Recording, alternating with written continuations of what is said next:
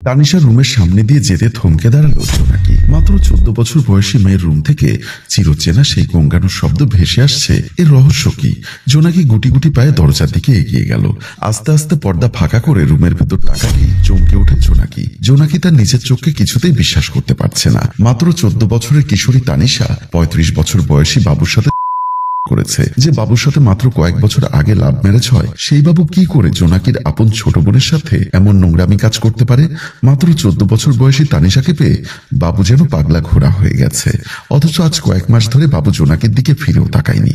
এ নিয়ে জোনাকি আর বাবুর মাঝে বেশ কয়েকদিন ধরে ঝগড়াও চলছে। অথচ আজ তানিশাকে আদরে আদরে ভরিয়ে দিচ্ছে। যে বাবুকে জোনাকি ভালোবেসে বিয়ে করলো, সেই বাবু কি করে পারলো এরকম নোংরামি কাজ করতে? অথচ জোনাকির যখন ইচ্ছা হয় বাবুকে কাছে পেতে, বাবু তখন তার দিকে চোখ তুলেও তাকায় না। এই তো কয়েকদিন আগের কথা। একদিন মধ্যরাতে জোনাকির ঘুম ভেঙে যায়। চোখ খুলে জোনাকি দেখলো বাবু নাক ডেকে ঘুমোচ্ছে।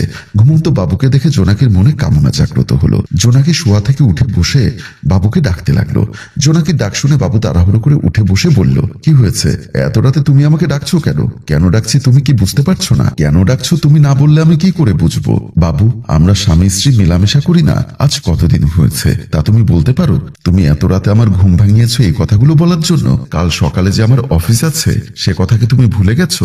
আমি কোনো কিছুই ভুলে যাইনি বাবু। তুমি হয়তো ভুলে গেছো আমার একটা স্ত্রী আছে, তার চাহিদা আছে। আমি তো তোমার কোনো কিছুই অপূর্ণ রাখছি না বাবু। শুধু ভোগ বিলাসিতা মানেই জীবনের পূর্ণতা নয়, শারীরিক চাহিদাও জীবনের অংশ। আমিও একটা মানুষ, আমারও শারীরিক চাহিদা আছে। জোনাকি কথাগুলো এক নিঃশ্বাসে বলে আবারও অন্য পাশে মুখ ঘুরিয়ে শুয়ে পড়ল। নিজের স্বামীর এমন অপকর্ম দেখে জোনাকির দু চোখ বেয়ে জল গড়িয়ে পড়ছে। জোনাকির নিজের উপর নিজেরই ঘেন্না হচ্ছে। এই বাবুকে ভালোবাসার জন্য আত্মীয় স্বজন পাড়া প্রতিবেশীর কাছে জোনাকির কত কথা শুনতে হয়েছিল। সেই বাবু কিনা আজ একটা ছোট্ট মেয়েকে নিয়ে এসব পাপ কাজ করে যাচ্ছে। কি ছিল না জোনাকির? রূপ, যৌবন, বংশ, মর্যাদা সবকিছুই ছিল জোনাকির। জোনাকির দু চোখের পাতায় ভেসে আসছে সেই দিনগুলোর কথা। ভালোবাসার মানুষটাকে আপন করে নেওয়ার জন্য সেদিন কতটা প্রবলেম ফেস করতে হয়েছিল জোনাকির। বাবু আর জোনাকি একটা রেস্টুরেন্টে বসে আছে। জোনাকিকে মন খারাপ করে বসে থাকতে দেখে বাবু বলল, কি হলো জোনাকি, তুমি মন খারাপ করে বসে আছো কেন? আসলে বাবু, তোমাকে কি করে যে কথাটা বলি আমি বুঝতে পারছি না। এত ঘুরিয়ে পেঁচিয়ে না বলে কি বলতে চাচ্ছ সরাসরি বলো তো। তুমি তো ভালো করেই জানো আমি ঘুরিয়ে পেঁচিয়ে কথা বলে একদম পছন্দ করি না। আসলে বাবা আমার জন্য বিয়ের পাত্র দেখছে। বাবু, আমার খুব ভয় হচ্ছে যদি কিছু একটা হয়ে যায়। জোনাকির মুখে এমন কথা শুনে বাবুর মুখটা মলিন হয়ে গেল। বাবু বুঝতে পারলো জোনাকি বড় লোকের মেয়ে, এলাকার নাম করা বিজনেসম্যান জোনাকির বাবা। জোনাকিকে দেখার জন্য যেন তেন পাত্র তো আর আসবে না। হয়তো কোনো ফরেনার, ডাক্তার, ইঞ্জিনিয়ার কিংবা বড় বিজনেসম্যান জোনাকিকে দেখতে আসবে। সেই হিসাব অনুযায়ী বাবু শূন্য। কথাগুলো ভাবতে ভাবতে বাবুর দু চোখের কোণে জলে ভিজে উঠল। বাবুকে এমন উদাসীন দেখে জোনাকি বলল, কি হলো বাবু, তুমি এমন উদাসীন হয়ে আছো যে? যদি আমার অন্য কোথাও বিয়ে হয়ে যায়? বাবু একগাল হেসে বলল, না পাওয়ার হিসাব আমি করি না। হিসাব করছি তোমাকে ছাড়া বাকিটা জীবন কি করে বাঁচবো।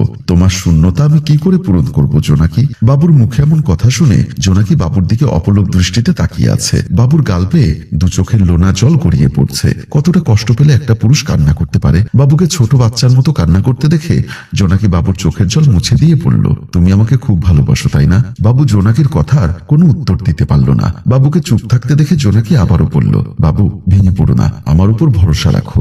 ড্রয়িং রুমে বসে মমিন খান হুঙ্কার ছেড়ে বলল, জন্ম তুই আমাকে দিয়েছিস না আমি তোকে জন্ম দিয়েছি? এই মমিন খান এমনি মমিন খান হয়নি। কিন্তু বাবা, বাবু খুব ভালো ছেলে। সে মানুষ হিসাবে যখন 100-তে 100, তখন তাকে তো তুমি এত ছোট করে দেখতে পারো না। জোনাকি, আমি মানুষ চিনতে কখনো ভুল করি না। তুই যে ছেলেটাকে আজকে অন্ধের মতো ভালোবাসিস, সেই ছেলেটাই তোকে অন্ধকারে ছুঁড়ে ফেলে দেবে। বাবা, বাবু এরকম ছেলে না। লেখাপড়া জানা, সুশিক্ষিত, ক্লাস টপার বাবু। খুব ভালো মনের মানুষ। মারে, তুই এখন যে বয়সে আছিস, এই বয়সে ভালো মন্দ বোঝার ক্ষমতা তোর এখনো হয়নি। এই বয়সটাতে তুই মানুষকে বিশ্বাস করবি, মানুষের সাথে বন্ধুত্ব করবি। ক্রমে ক্রমে যখন মানুষের বিশ্বাসঘাতকতার শিকার হবি, ঠিক তখন তুই বুঝতে পারবি কোনটা মানুষ আর কোনটা মুখোশ। বাবা, আমি তোমার মেয়ে, তুমি কি আমাকে বিশ্বাস করতে পারো না? তুমি কি আমাকে ভরসা করো না? বাবুকে আমি অনেক দিন থেকে চিনি বাবা, প্লিজ বাবা তুমি একবার আমাকে বিশ্বাস করো। জোনাকির মুখে এমন কথা শুনে মোমিন খান মনে মনে ভাবতে লাগলো, আমাকে তো আল্লাহ তাআলা ধন সম্পদের অভাব দেয়নি। যে সম্পদ আল্লাহ আমাকে দিয়েছেন তার তুলনায় আমার খাওয়ার মানুষ কম। সবকিছুর পর আমার মেয়ে যদি সুখে থাকে তাহলে তো আর কোনো সমস্যা নেই। মেয়ে বড় হয়েছে, ভালো মন্দ কিছুটা হলেও বোঝার মতো জ্ঞান আছে তার, পড়ালেখা জানা শিক্ষিত মেয়ে। মোমিন খানকে আনমনে বসে থাকতে দেখে জোনাকি আবারও বলল, কি হলো বাবা, তুমি আমাকে বিশ্বাস করো না? মোমিন খান কিছুটা স্বাভাবিক হয়ে বলল, ঠিক আছে মা, তুই যখন এত করে বলছিস তাহলে আমি আর অনুরোধ করব না। তবে একটা কথা মনে রাখিস, মানুষ আকাশের রঙের মতো বদলায়, মানুষ বদলাতে কতক্ষণ। যে মানুষটার উপর ভরসা করে জোনাকি তার বাবার সাথে চ্যালেঞ্জ নিয়েছিল, মাত্র কয়েক বছরের ব্যবধানে বাবার কথাগুলোই সত্যি হয়ে গেল। বাবুকে নিয়ে বাবার সাথে করা চ্যালেঞ্জে আজ জোনাকি হেরে গেল। বাবা বলেছিল মানুষ বদলাতে কতক্ষণ। তাহলে কি বাবু বদলে গেছে? যে বাবুকে আমি ভালোবাসতাম সেই বাবু কি এই বাবু, নাকি বাবু সুন্দর মুখের আড়ালের ভেতরে থাকা নরপিশাচটা, যে নরপিশাচটাকে আমি এতদিন ভালোবেসে এসেছি? এই তো কয়েকদিন আগের কথা, পাশের বাসার ভাবি আফরোজা বেগম আমাকে বলেছিল, একদিন আমি ড্রয়িং রুমে বসে টিভি দেখছিলাম, এমন সময় পাশের বাসার ভাবি আফরোজা বেগম ড্রয়িং রুমে প্রবেশ করতে জোনাকি বলল, ভাবি আসুন আসুন, অনেকদিন পর আপনি আমাদের বাসায় আসলেন। আফরোজা বেগম জোনাকির পাশের সোফায় বসতে বসতে বলল, ভাবি আসার আর সময় কই, সারাদিন সংসারের কাজ সামলাতে সামলাতে দিন কেটে যায়, একটু যে বাসা থেকে বের হব এ সময়টুকু পর্যন্ত পাই না। জোনাকি আর আফরোজা বেগম একটার পর একটা গল্প করেই যাচ্ছে আপন মনে। এমন সময় আফরোজা বেগম বলল, ভাবি একটা কথা বলি, কিছু মনে করবেন না তো? আফরোজা বেগমের মুখে এমন কথা শুনে জোনাকি কিছুটা অবাক হয়ে যায়। জোনাকি আমতা আমতা করে বলল, কিছু মনে করার কি আছে ভাবি, বলুন, কোনো সমস্যা নেই, আসলে আপনার হাজবেন্ড বাবু। কথাটি বলে আফরোজা বেগম মাথাটা নিচু করে ফেলল। জোনাকি কৌতূহল নিয়ে জিজ্ঞাসা করল, কি হলো ভাবি, আমার স্বামী বাবু কি বলতে চাইছেন? আফরোজা বেগম লজ্জামাখা কণ্ঠে বলল, আপনার হাজবেন্ড বাবুর চোখ ভালো না, যদি পারেন আপনার হাজবেন্ডকে একটু চোখে চোখে রাখবেন। আফরোজা বেগমের মুখে এমন কথা শুনে জোনাকি কিছুটা রাগান্বিত হয়ে বলল, ভাবি আপনি এসব কি বলছেন? ভাবি আপনি আবার কিছু মনে করবেন না, আমি আপনার ভালোর জন্যই বলছি। সেদিন দেখলাম আমাদের পাশের বাসার ইভার দিকে এমন ভাবে হা করে তাকিয়ে আছে যা আমি মুখে বলতে পারবো না। আফরোজা বেগমের মুখে এমন কথা শুনে জোনাকি লজ্জায় মাথা নিচু করে বসে রইল। কিছু বলতে চেয়েও সেদিন জোনাকি বলতে পারেনি। জোনাকির দু চোখ বেয়ে জল গড়িয়ে পড়ছে। রুমের ভেতর বাবু আর ছোট মেয়ে তানিশা রঙ্গলীলায় ব্যস্ত।